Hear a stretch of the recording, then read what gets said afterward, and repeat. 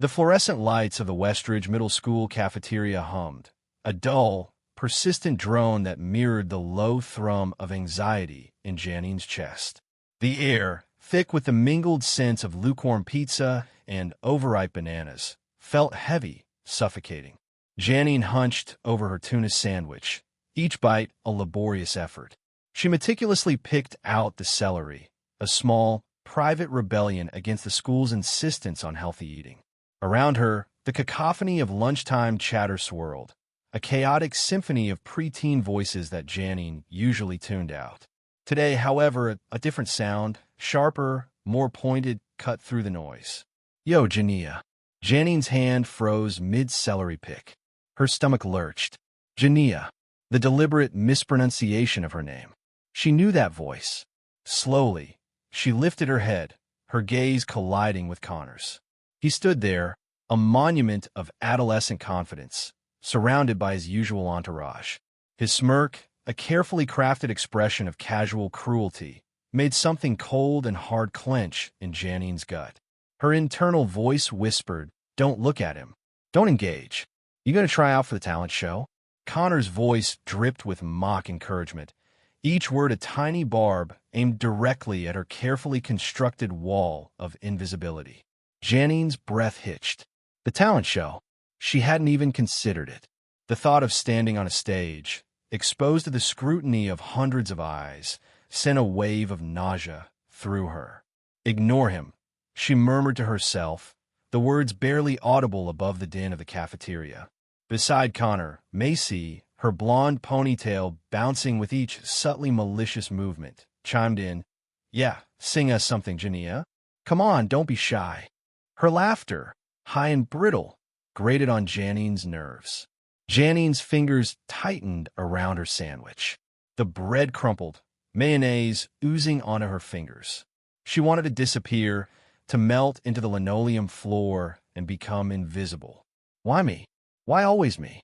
Connor's friends, their faces blurred in Jannine's anxiety-ridden vision, joined the chorus of taunts. "Bet she won't show up to the auditions." One of them snickered. "I'll bring popcorn if she does," another added, his words punctuated by a burst of raucous laughter. Jannine's cheeks burned. Humiliation, hot and prickly, spread through her. She wanted to scream, to lash out, to tell them all to leave her alone. But the words caught in her throat, trapped by the familiar knot of fear. She pushed back her chair, the scraping sound a small act of defiance against the suffocating pressure in her chest. She needed to escape, to find sanctuary in the quiet solitude of the library. As she turned to leave, a different voice, small but persistent, whispered in the back of her mind. Grandma's song. It was a melody her grandmother, Miss Edna, used to sing to her, a lullaby woven with threads of strength and resilience. A song about facing your fears, about finding your voice. Jannine hesitated, her hand hovering over the edge of the table. The image of her grandmother's face, etched with lines of wisdom and love, flashed before her eyes. Miss Edna, who always believed in her, who saw the spark within her that Jannine herself struggled to recognize. A strange sensation, a flicker of something akin to anger, mixed with a nascent sense of defiance, began to bloom within her. It was a small spark, easily extinguished, but it was there. Connor's laughter echoed in her ears, fueling the burgeoning ember of her resolve. He wants to see me break. He wants to see me humiliated. He won't get that satisfaction. The fear hadn't vanished, not entirely, but it was no longer a paralyzing force. It was a current, a powerful, swirling energy that, instead of pulling her under, began to lift her, to carry her forward. Slowly, she turned back to face Connor, her gaze meeting his with a newfound steadiness. He raised an eyebrow, a flicker of surprise in his eyes. Jannine took a deep breath, the air filling her lungs with a strange, unfamiliar courage. The cafeteria, once a source of anxiety and dread, now seemed different, smaller, somehow. The noise, the laughter, the taunts, all faded into the background, replaced by the steady rhythm of her own heartbeat. She hadn't decided to audition, not yet, but the seed had been planted. The possibility, once a terrifying prospect, now held a strange, alluring power. The thought of standing on that stage, of facing her fears, of finding her voice, no longer felt like a punishment. It felt like a challenge. A small, almost imperceptible smile played on Jannine's lips. The look on Connor's face, a mixture of confusion and something that looked suspiciously like apprehension, was a small but significant victory. She didn't say a word. She didn't need to. The silence, pregnant with unspoken defiance, spoke volumes. She turned and walked away, the weight of their taunts no longer a burden, but a catalyst. The hum of the fluorescent lights, once a source of unease, now seemed to resonate with a different frequency, a quiet hum of anticipation. The muted hum of the refrigerator, a constant presence in the quiet of the evening, vibrated through the floorboards and up into Jannine's small room. Dust motes danced in the single shaft of light slicing through the gap in her curtains, illuminating the chipped paint on her windowsill. Outside, the world breathed the soft sighs of a dying summer day. Inside, Jannine's world was shrinking, suffocating her with the weight of a dare. Sing. The word echoed in the hollow spaces of her mind, bouncing off the walls of her insecurity. Sing in front of everyone. Her stomach twisted into a tight knot. She sat hunched on the edge of her bed, the floral comforter a faded testament to brighter days. Her fingers traced the worn patterns, a familiar comfort in the storm brewing inside her. Connor's face, a cruel smirk playing on his lips, flashed before her eyes. The laughter of his friends, sharp and piercing, still rang in her ears. It was a familiar soundtrack to her existence, the melody of her marginalization. Invisibility had been her shield, her carefully constructed fortress against the casual cruelties of middle school.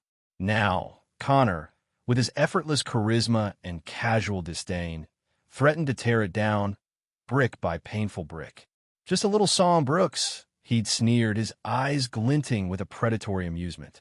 Show us what you've got. His words, laced with a condescending sweetness, were a barbed hook designed to snag her fragile self-worth and drag it out for public display. Jannine had shrunk further into herself, wishing the floor would swallow her whole. She closed her eyes, trying to conjure the comforting image of her grandmother, Miss Edna. The scent of cinnamon and vanilla, the warmth of her hug, the gentle strength in her hands. Miss Edna, her rock, her sanctuary. Sometimes, baby, her grandmother's voice resonated in her memory, a soft counterpoint to the harsh echoes of Connor's taunt. Life's gonna push you right where you need to be, even if it's with both hands on your back. Jannine's breath hitched in her throat. Her grandmother's words, usually a source of comfort, now felt like a heavy weight pressing down on her chest. Was this where she needed to be? Exposed, vulnerable, a spectacle for Connor and his pack? The idea was terrifying. She'd always found solace in the quiet corners of the world, in the melodies she hummed under her breath, the songs she sang only to the four walls of her room. Music was her refuge, her secret language, a world where she could be bold and free, unbound by the shackles of her shyness. To share that world, to expose that vulnerability, it felt like tearing open her own skin. She stood and walked towards the small, dusty mirror hanging on her wall. The girl staring back was a stranger. Her eyes, usually downcast, were wide with a mixture of fear and something else, something flickering, nascent like a pilot light struggling against a strong wind. She saw the faint tremor in her lips, the tightness in her jaw. Was that fear or anticipation? The question hung in the air, unanswered, a silent challenge. The memory of Mr. Kinsey's words drifted into her mind. He'd heard her singing softly during music class, a melody she'd composed herself, a whisper of her soul. He'd stopped, listened, and then, with a quiet intensity in his eyes, he'd said, "You have a gift, Jannine. Don't hide it." His words, so simple yet so profound, had resonated within her, a seed planted in the barren soil of her self-doubt. Jannine ran a hand through her hair, a nervous gesture she'd developed over years of trying to disappear. Her reflection stared back, a canvas of conflicting emotions. Fear warred with a fragile hope. Insecurity wrestled with a burgeoning sense of self. The silence in her room was thick, heavy with the weight of her decision.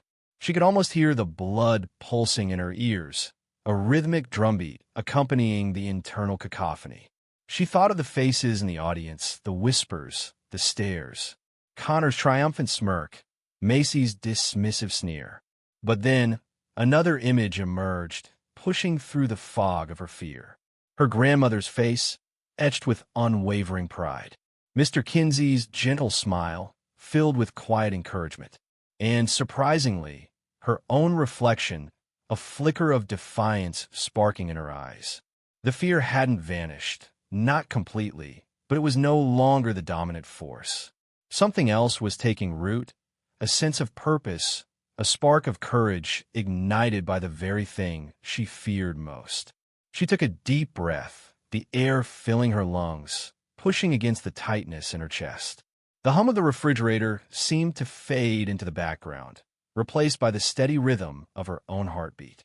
The dust motes in the sunlight seemed to shimmer, dancing to a silent melody only she could hear. The world outside her window no longer felt like a threat, but a stage waiting for her to take her place. The decision, once a heavy burden, now felt strangely liberating. The fear was still there, a cold knot in her stomach, but it was overshadowed by a growing sense of anticipation. This was her chance to break free from the invisible chains she'd forged for herself, to shatter the image of the quiet, timid girl, to let her voice, her true self, finally be heard. A single word, barely a whisper, escaped her lips, yet it resonated with the force of a shouted declaration. "I'm going." The chipped porcelain teacup warmed Jannine's hands, the faint floral scent of Earl Grey doing little to soothe the tremor that ran through her. Outside, the city hummed a discordant lullaby of sirens and distant laughter, a stark contrast to the quiet tension that had settled in her grandmother's small apartment. Miss Edna's hands, gnarled with age yet still possessing a surprising strength, rested atop the worn keys of the upright piano. The ivory was yellowed, stained with the memories of countless melodies, countless stories whispered through music. Jannine watched those hands, mesmerized, as her grandmother played the opening chords of His Eye is on the Sparrow. A familiar comfort, a sanctuary built of notes and rhythm. "Ready, baby?" Miss Edna's voice, rich with the timbre of time, held a gentle encouragement. Jannine swallowed, the lump in her throat stubbornly refusing to budge. "I don't know, Nana." Her voice was barely a whisper, lost in the echoing space of the room. Doubt gnawed at her, a persistent, insidious whisper that questioned her sanity, her courage, her very right to sing. What was she thinking, agreeing to this ludicrous dare? Connor's mocking laughter echoed in her memory, a cruel soundtrack to her humiliation. She could still feel the sting of Macy's condescending stare, the silent judgment that felt heavier than any spoken word. "Look at me, child." Miss Edna's voice was firm, yet laced with an unwavering love that warmed Jannine from the inside out. Jannine met her grandmother's gaze, finding strength in the depths of those wise, knowing eyes. "You don't need much, just heart, and yours got plenty." A small, hesitant smile touched Jannine's lips. Her grandmother's unwavering faith in her was a lifeline in a sea of self-doubt. It wasn't enough to completely erase the fear, but it was a start, a flickering ember of hope in the suffocating darkness. She took a deep breath, the scent of Earl Grey filling her lungs, a small anchor in the swirling storm of her emotions. "Okay, Nana, let's do it." The first notes trembled, fragile as a newborn bird's first flight. Jannine's voice was hesitant, laced with the same uncertainty that plagued her thoughts. She closed her eyes, trying to block out the phantom echoes of Connor's laughter, the imagined stares of her classmates. She focused instead on the feeling of the music flowing through her, a current of emotion that connected her to something larger than herself, something ancient and powerful. "Sing it again," Miss Edna urged, her voice a gentle nudge, pushing Jannine past the wall of her fear. Let out, baby. And so Jannine sang. The second time, her voice was stronger, clearer. The tremor remained, but now it was a vibration of passion, not fear. The melody unfolded, weaving a tapestry of hope and resilience. Each note was a small victory, a defiant act against the voices that told her she wasn't good enough. Miss Edna's hands moved across the keys, a steady, rhythmic pulse that grounded Jannine, giving her the courage to soar. The music filled the small apartment, chasing away the shadows of doubt and insecurity. It was more than just a song. It was a prayer, a testament to the strength that could be found in the face of adversity. As the final notes faded, a profound silence settled in the room. It was a silence pregnant with unspoken emotion, a silence that spoke volumes. Jannine opened her eyes, her gaze meeting her grandmother's. In that shared look, there was a deep understanding, a silent acknowledgement of the transformation that had taken place. You see, Miss Edna's voice was soft, filled with a quiet pride. It was there all along, baby, just waiting to be set free. A wave of emotion washed over Jannine, a mixture of relief, pride, and a newfound sense of self. She had faced her fear, and in doing so, she had discovered a strength she never knew she possessed. The fear hadn't completely vanished, but it no longer held the same power. It had been replaced by something else, something stronger, a belief in herself, a conviction that her voice mattered. You do this. You do it for you, not to prove nothing to them. Miss Edna's words resonated deep within Jannine, a mantra to carry with her as she stepped onto the stage. Jannine nodded, the words etching themselves onto her heart. She wasn't singing for Connor or Macy or anyone else who had ever doubted her. She was singing for herself. She was singing for the shy, quiet girl who had always been afraid to let her voice be heard. She was singing for the future, for the possibility of a world where she no longer had to hide in the shadows. The city outside continued its restless hum, but inside the small apartment, a different kind of music was playing. It was the quiet melody of self-discovery, the hopeful symphony of a young girl finding her voice. And in that moment, Jannine knew that she was ready. Ready to face the stage, ready to face the world, ready to let her voice soar. The fluorescent lights of Westridge Middle School hummed a monotonous tune, a soundtrack to Jannine's mounting anxiety. The linoleum floor, usually a dull, unnoticed surface, seemed to amplify the clicking of her worn-out sneakers, each step a hammer blow against the fragile scaffolding of her resolve. The air, thick with the scent of stale pizza and disinfectant, felt heavy in her lungs, mirroring the weight in her chest. It was the day of the talent show auditions, and the normally bustling hallways seemed to pulse with a different kind of energy, a mixture of excitement, anticipation, and for Jannine, pure, unadulterated dread. She hugged her worn music book to her chest, a flimsy shield against the barrage of stares that seemed to follow her every move. Whispers, like the rustling of dry leaves, drifted through the crowded cafeteria. She couldn't decipher the words, but the intent was clear, sharp as a sliver of glass. They were talking about her. Her stomach churned, a cold knot tightening with each passing second. Why did I agree to this? This was a mistake, a horrible mistake. A flash of bright pink caught her eye. Macy, perched on a table with the effortless grace of a queen surveying her subjects. Beside her, Connor leaned back, a smirk playing on his lips. Their laughter, although muted, reached Jannine's ears, a cruel melody that resonated with the pounding in her temples. They're laughing at me. They know I'll fail. The thought pricked at her, a venomous barb. She wanted to disappear, to melt into the faded linoleum, to become invisible. She quickened her pace, her gaze fixed on the floor, desperately trying to avoid eye contact. The hallways seemed to stretch endlessly, the audition room a distant haven she wasn't sure she would ever reach. Each footstep felt heavier than the last, each breath a struggle. Just keep walking. Don't look up. Don't let them see you. Her internal mantra was a fragile lifeline, a desperate attempt to hold on to the last vestiges of her courage. "She's really going to sing," a voice snickered nearby. Jannine flinched, her shoulders hunching further. She didn't need to look up to know who it was. Connor's voice, smooth and laced with amusement, was as familiar as her own reflection. "This is going to be gold," Macy chimed in, her voice dripping with a saccharine sweetness that was more cutting than any insult. Jannine's breath hitched.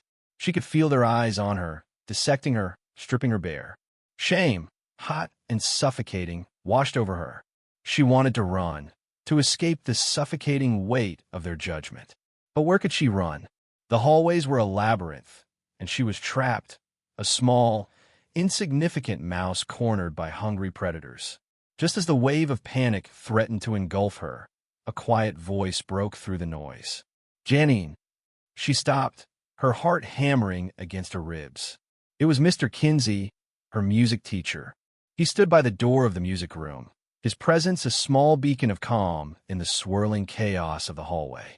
His eyes, usually hidden behind thick glasses, met hers with a gentle understanding. "I saw your name on the audition list," he said, his voice soft but steady. "I just wanted to say, I'm glad you signed up." Jannine stared at him, her mind struggling to process his words. Glad? He's glad? The thought felt alien, incongruous with the swirling vortex of negativity that had consumed her. He offered a small, encouraging smile. "Break a leg." And then he was gone, disappearing back into the music room, leaving Jannine standing alone in the hallway, the echo of his words reverberating in the sudden quiet. The knot in her stomach hadn't completely unraveled, the whispers hadn't ceased, the stares hadn't vanished. But something had shifted. Mr. Kinsey's words, small and simple, had planted a seed of hope in the barren landscape of her fear. It was a fragile seed, easily crushed, but it was there. And in that moment, it was enough. She took a deep breath, the stale cafeteria air no longer feeling quite so suffocating. The music book in her arms, no longer just a shield, felt like a promise. A promise to herself, to her grandmother, to Mr. Kinsey. A promise to sing. The audition room loomed ahead, no longer a distant haven, but a stage. A stage where she could finally find her voice. The whispers, the stares, the laughter, they were still there, but they no longer held the same power. They were just noise. And she, Jannine Brooks, was about to make some music. The heavy velvet curtain, a deep wine red that swallowed the stage lights, seemed to mock Jannine. It hung there, a silent, imposing barrier between her and what? Judgment? Ridicule? Her stomach churned, a cold knot tightening with each shallow breath. The stale, dusty scent of the auditorium, usually unnoticed, now pressed against her nostrils, suffocating. She could hear the muffled murmur of the audience beyond the curtain, a buzzing hive of anticipation that amplified her own anxiety. Why had she agreed to this? The echo of Miss Edna's voice, warm and steady, resonated in her mind. "You have a gift, Jannine. Don't let fear steal it from you." But what if her grandmother was wrong? What if her voice, which sounded so full and resonant in the comforting solitude of her room, cracked and faltered under the weight of all these eyes? She squeezed her hands, the coolness of the metal microphone a small, stark comfort in the clammy grip of fear. The stage lights bled through the curtain's edges, casting a faint, reddish glow on the worn wooden floorboards beneath her feet. Each creak and groan of the old stage seemed to amplify the pounding in her chest. She could feel the prickle of sweat on her forehead, a cold contrast to the burning flush that crept up her neck. Connor's face flashed in her mind, a cruel smirk twisting his lips. His words, sharp and dismissive, echoed in her ears. "Let's see what the little mouse can do." The casual cruelty, the effortless disdain, it had chipped away at her already fragile confidence. He wanted her to fail. He wanted to see her crumble. The thought ignited a small, flickering spark of defiance within her. Maybe, just maybe, she wouldn't give him the satisfaction. The music began, a soft, melancholic piano melody that Miss Edna had helped her choose. It was a familiar comfort, a lifeline in the swirling sea of her anxiety. She closed her eyes, taking a deep breath, trying to conjure the image of her grandmother's kind face, the reassuring warmth of her smile. His Eye is on the Sparrow, a song about finding strength in vulnerability, about finding solace in faith. It was a song Miss Edna had sung to her countless times, a lullaby woven with threads of hope and resilience. As the first notes of the melody filled the auditorium, Jannine's trembling fingers tightened around the microphone. Her voice, at first, was a mere whisper, fragile and hesitant, barely audible above the gentle piano chords. She could feel the scrutiny of the audience, the weight of their expectations, pressing down on her like a physical burden. Doubt gnawed at her, a relentless whisper urging her to stop, to retreat back into the shadows. But then, as the melody swelled, something shifted within her. The fear, though still present, began to recede, replaced by a growing sense of purpose. She thought of Miss Edna, of her unwavering belief, of the countless hours they had spent together, nurturing the fragile seed of her talent. Her voice gained strength, rising above the piano, filling the auditorium with a clear, resonant tone. The lyrics, imbued with years of personal meaning, flowed from her lips with an unexpected power. She sang not for the audience, not for Connor and his friends, but for herself, for the quiet strength that had always resided within her, waiting to be unleashed. The initial whispers and giggles from the audience gradually subsided, replaced by a stunned silence. She could feel their attention shifting, their amusement transforming into something akin to awe. Even the harsh glare of the stage lights seemed to soften, bathing her in a warm, golden glow. As the song reached its crescendo, Jannine poured every ounce of her emotion into the final notes, her voice soaring with a raw, untamed power that surprised even herself. She closed her eyes, lost in the music, the world outside the stage fading into oblivion. In that moment, she was not Jannine Brooks, the shy, marginalized girl who hid in the shadows. She was a vessel of music, a conduit of emotion, a voice that resonated with the deepest yearnings of the human heart. The final note hung in the air, a delicate echo that slowly faded into silence. For a moment, the auditorium remained hushed, the audience suspended in a collective breath.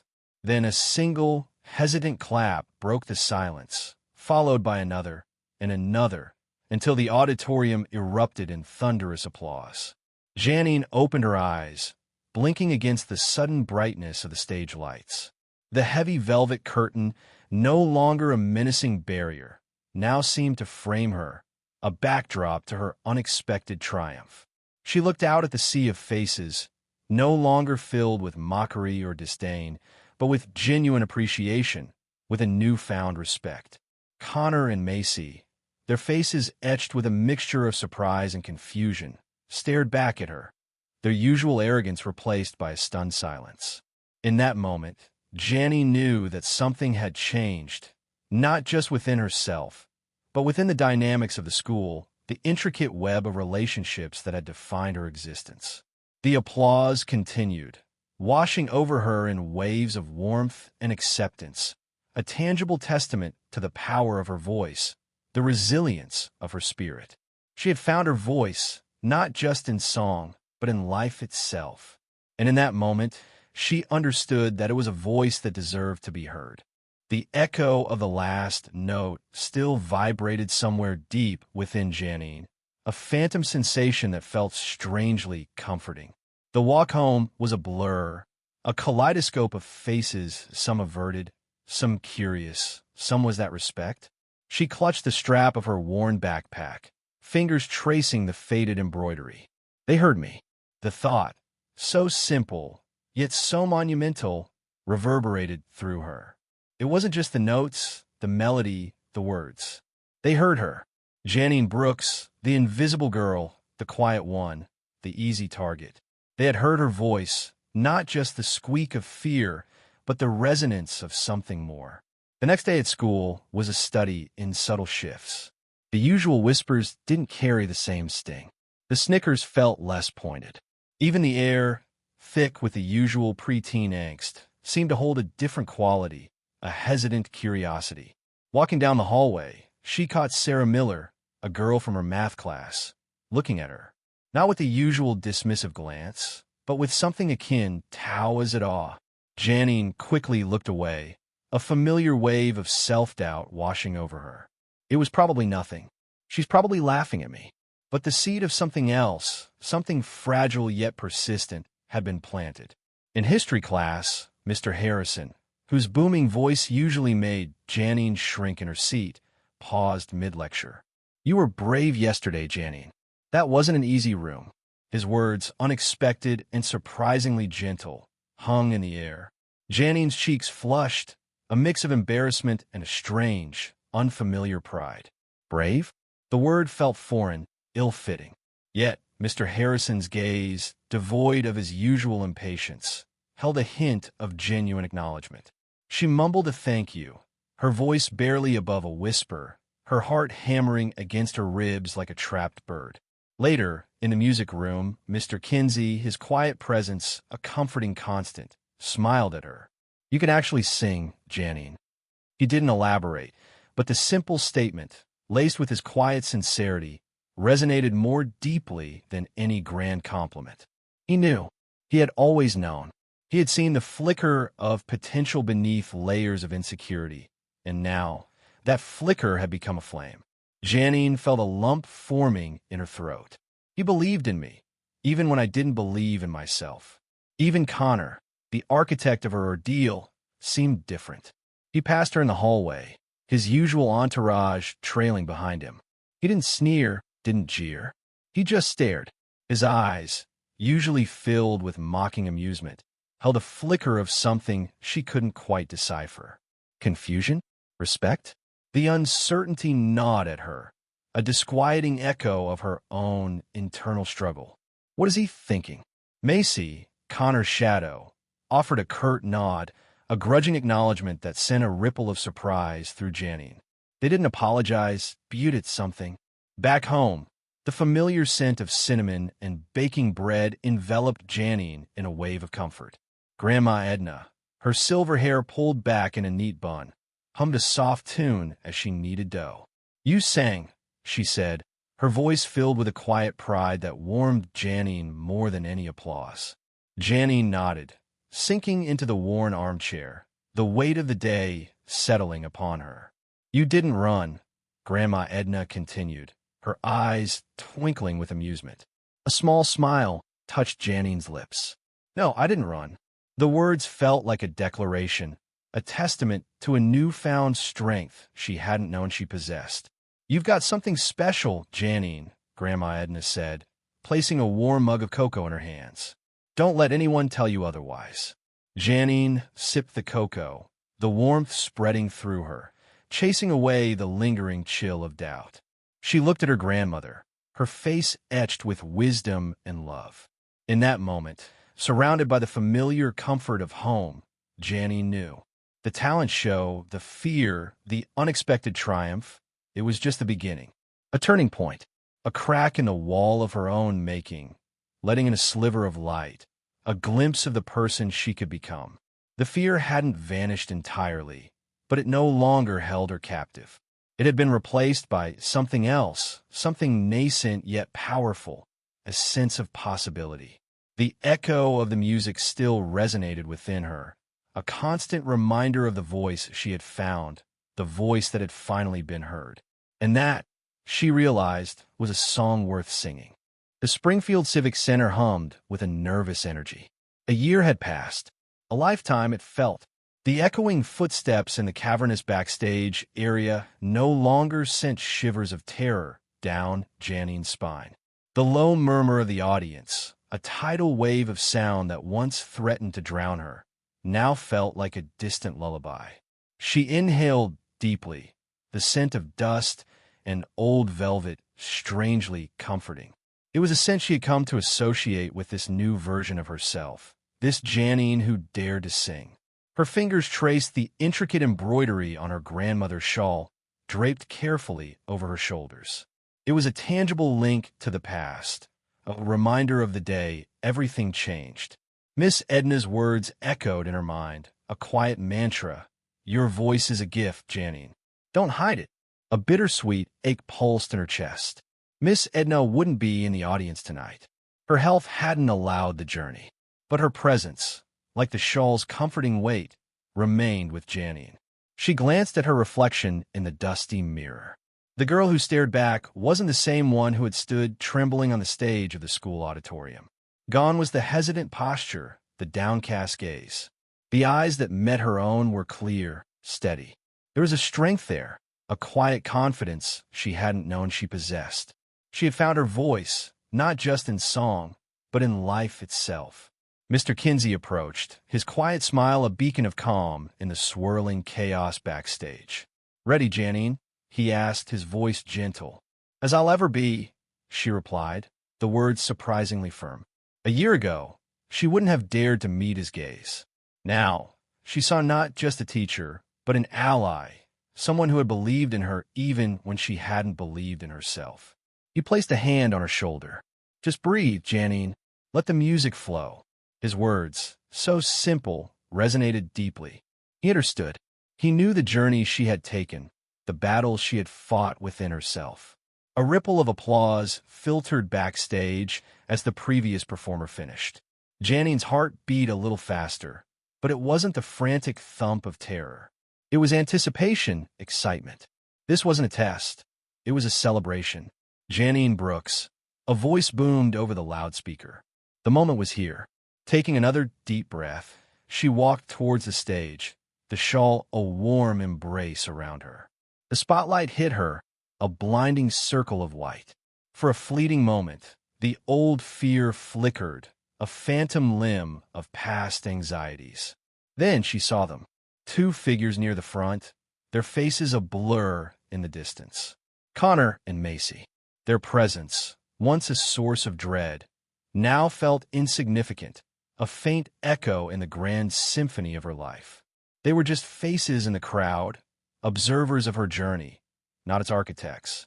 This realization was liberating. Her story was hers, and hers alone. The opening chords of the piano filled the auditorium, washing over her like a familiar wave. This was her element. Closing her eyes, she let the music consume her, transport her to a place where only the melody mattered. The notes flowed from her, pure and clear, each one a testament to the strength she had discovered within herself. She sang not for applause, not for validation, but for the sheer joy of it, for the freedom of expression she had fought so hard to find. The song built, soaring through the vast space, carrying with it the weight of a year of growth, of transformation. Every note was imbued with the memory of Miss Edna's unwavering belief, of Mr. Kinsey's quiet encouragement, of the long, lonely hours of practice, of the fear she had overcome. It was a story told in music, a testament to the power of resilience, the triumph of the human spirit. As the final notes faded, a profound silence descended upon the auditorium, a silence pregnant with emotion, heavy with the unspoken understanding of shared experience. Then it broke. A thunderous wave of applause erupted, washing over her, enveloping her in its warmth. She opened her eyes, blinking in the sudden light. The faces in the crowd were a blur, but she could feel their energy, their connection to the story she had just told. She saw Connor and Macy, their expressions unreadable, perhaps a flicker of surprise, a hint of something akin to respect. It didn't matter. Their reactions no longer held power over her. A small, proud smile touched her lips. She had found her voice, and the journey was far from over. The cool night air swirled around Jannine, a stark contrast to the stifling heat of the stage lights just moments ago. The Springfield Civic Center loomed behind her, a hulking silhouette against the indigo sky, its windows still glowing with the remnants of the evening's energy. The echoing applause seemed to reverberate not just in the air, but within her very bones. She clutched the bouquet of lilies, their fragrance a sweet, grounding presence in the swirling vortex of emotions that threatened to overwhelm her. It was over. It was really over. The fear, the crippling self-doubt, the relentless whispers of inadequacy all silenced by the power of her own voice. A small, disbelieving smile touched her lips. Had she really done that? Had she really stood on that stage, under the blinding glare of the spotlights, and poured her heart out to a sea of faces? You did it. Mr. Kinsey's voice, quiet yet resonant, broke through her reverie. He stood beside her, a faint smile playing on his lips, his eyes reflecting the city lights. He looked proud. The realization sent a warm flush creeping up Jannine's neck. Mr. Kinsey, the man who had seen her at her most vulnerable, the man who had patiently coaxed the melody from her hesitant soul, he was proud of her.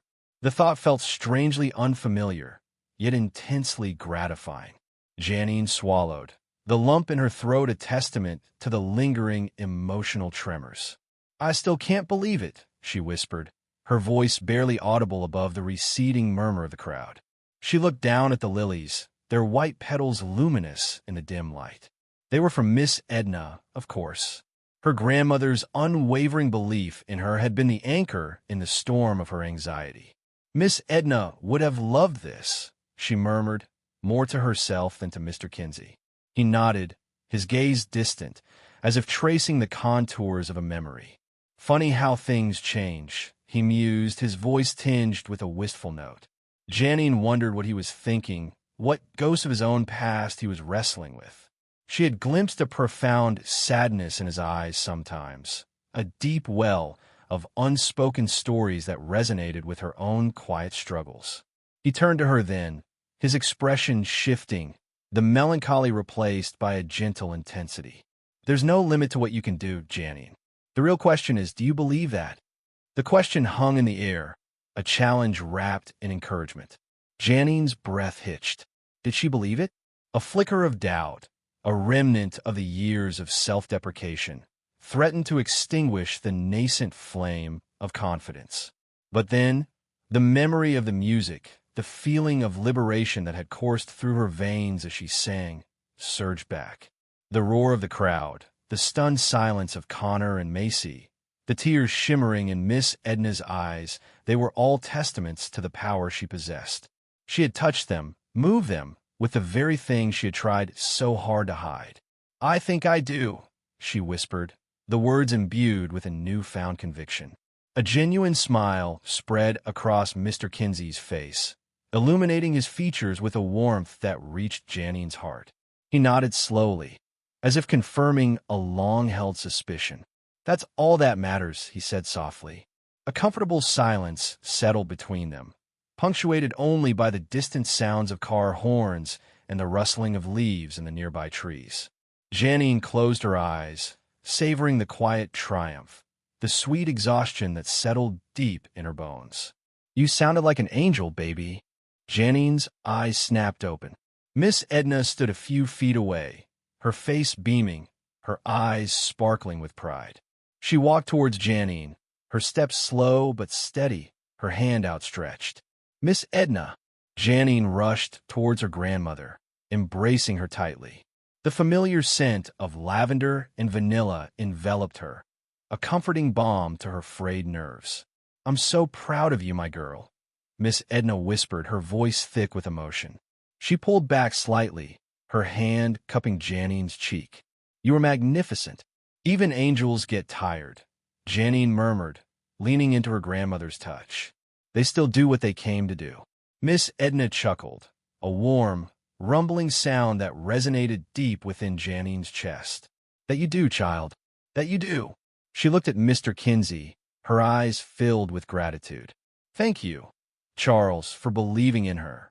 Mr. Kinsey nodded, his gaze shifting back to Jannine.